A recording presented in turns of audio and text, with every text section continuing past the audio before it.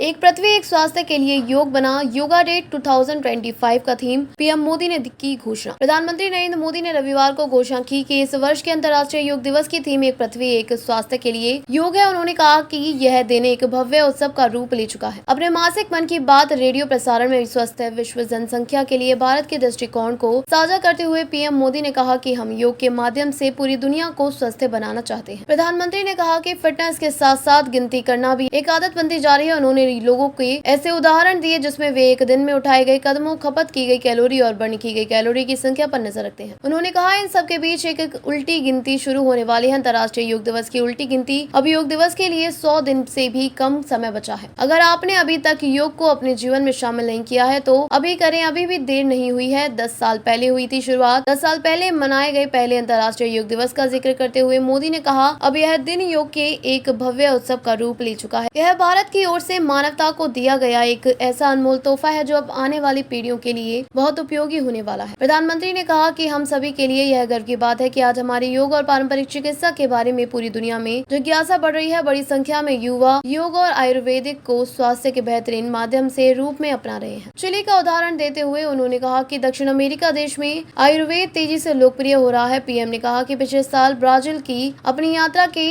दौरान मैंने चिली के राष्ट्रपति से मुलाकात की थी। आयुर्वेद की लोकप्रियता के बारे में हमारी काफी चर्चा हुई थी। दुनिया भर में आयुष प्रणालियों की तेजी से बढ़ती लोकप्रियता और प्रमुख हितधारकों के योगदान को स्वीकार करते हुए उन्होंने कहा कि मुझे सोमोस इंडिया नामक एक टीम के बारे में पता चला है। स्पेनिश में इसका मतलब है हम भारत हैं। यह टीम लगभग एक दशक से योग और आयुर्वेद को बढ़ावा दे रही है। उनका ध्यान उपचार के साथ साथ शैक्षणिक कार्यक्रमों पर भी है। वे योग और आयुर्वेद से जुड़ी जानकारी का स्पेनिश में अनुवाद भी करवा रहे हैं। मोदी ने कहा, अगर हम पिछले साल की बात करें तो उनके असंख्य कार्यक्रमों और पाठ्यक्रमों में लगभग 9,000 लोगों ने भाग लिया था। मैं इस टीम से जुड़े सभी लोगों को उनके प्रयासों के लिए बधाई देता हूं। प्रधानमंत्री ने सभी से योग को अपनी दिनचर्या में शामिल करने और समग्र स्वास्थ्य के लिए देश के पारंपरिक